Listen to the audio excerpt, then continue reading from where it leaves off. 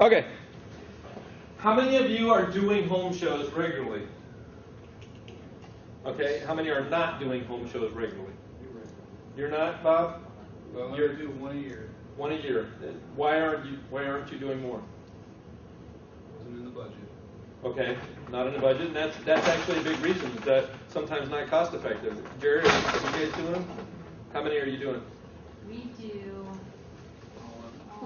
Yeah, we do all the home shows, and Okay. even a lot of little shows. Do you have salespeople work work them? And do you find you get a lot of business out of them? We get a mixture. I think we could do more if we change it, which is actually our plan for next year, but we do get quite a few. Who would you have work it if not salespeople? We can hire staff to help work it. Okay, like a lead generator? Okay. Anybody else doing that that's working home shows? Do all of you have salespeople work your home shows? Or salesmen do it? Okay.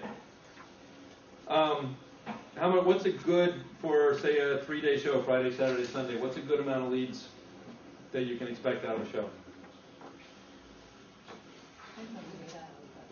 My history is less than 10. Less than 10? That's not bad. What do you mean less than 10? I mean, 1 is less than 10. How many less than 10? Anywhere from 2 to 10. Okay. 1 or 2 sales out of that. Let's talk about home shows for a minute.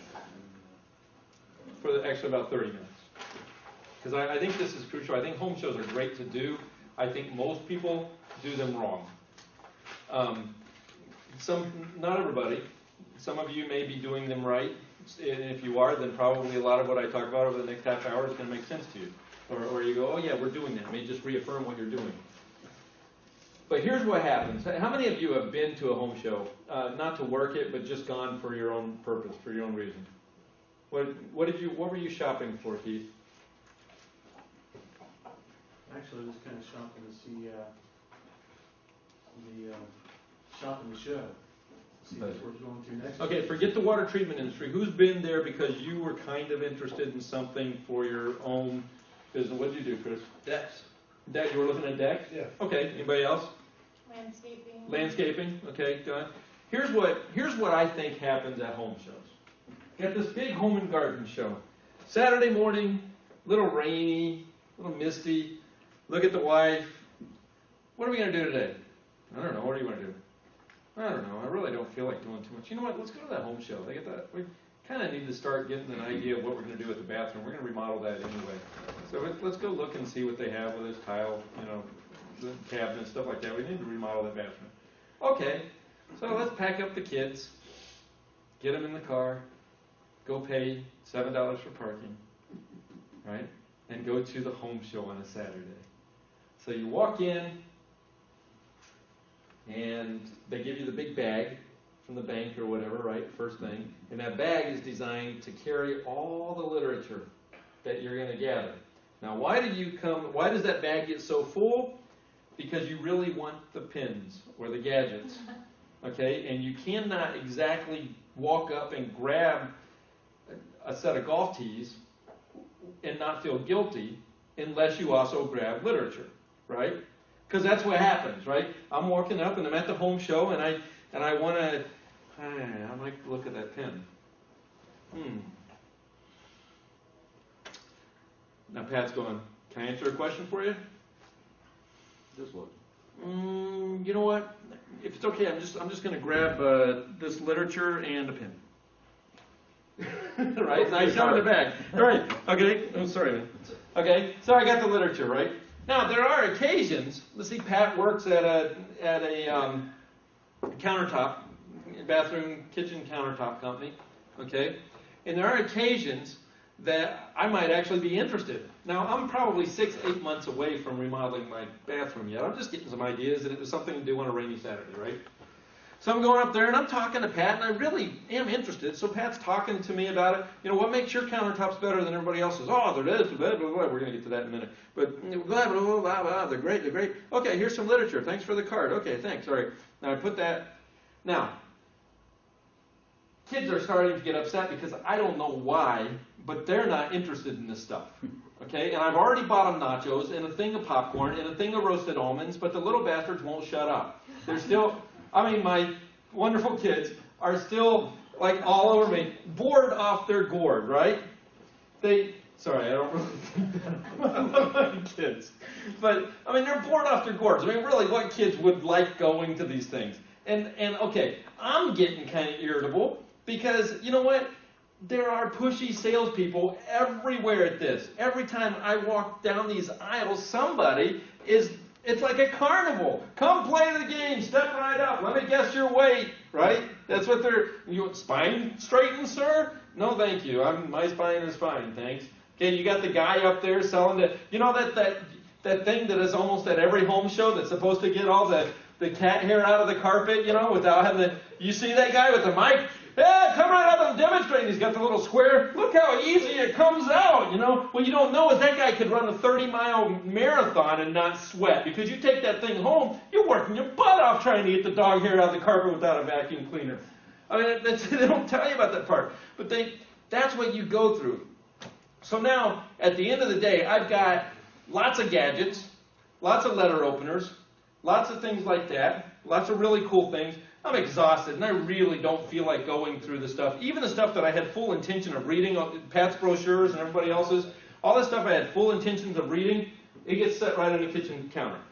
And then in the trash later. Not yet. Yeah, exactly. A week later. Because it sits there. This is the way it happens at my house, and I got to imagine that it's not totally unique, but it sits there for about a week. Because I really do have the intentions of going through and looking at stuff. Some of it I know is junk, but some I really do intend on looking at it. Sunday, you wake up, you got church, it's nice out, got to cut the grass, got to do a bunch of things. Sunday night, you got to get the kids ready for school, and you get dinner and all that, so it's still sitting there on the counter. Monday goes by, everybody's work. Tuesday, Wednesday, Thursday, Friday, you have company coming over, and you got to clean the house. Oh my God, it's trash. What's sitting on the counter? That stuff from last week's home show. Oh man, John and Sue are going to be here in 30 minutes. Am I going to sit down at that time and go through my literature? Okay, no. What I'm going to do is I'm going to dump it all out on the kitchen table.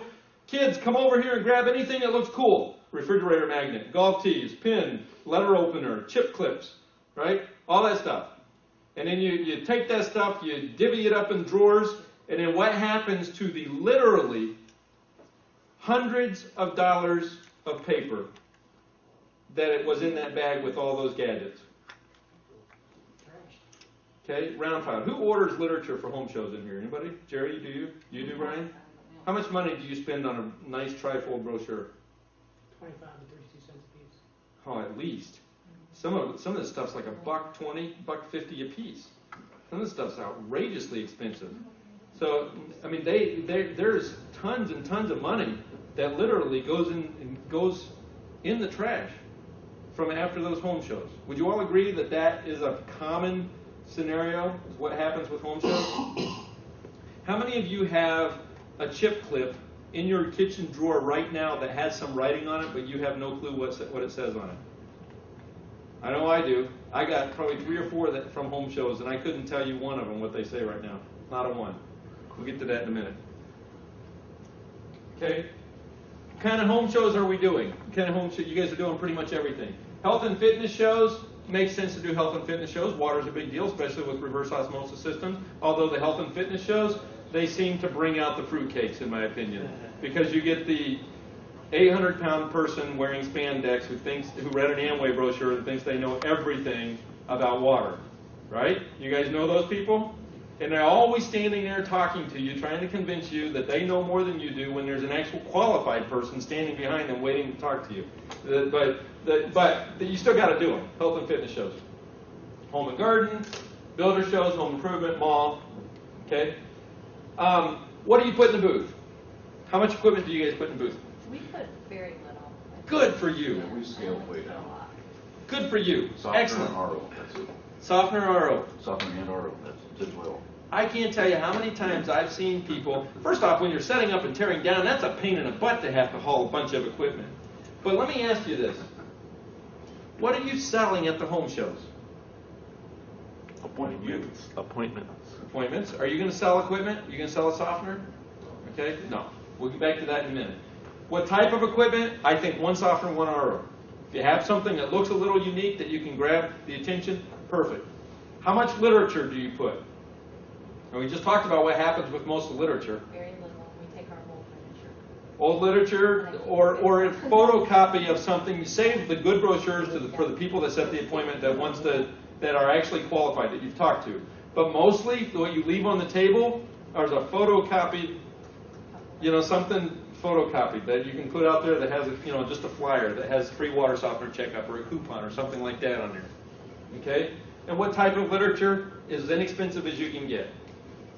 Now, how do you get people to stop?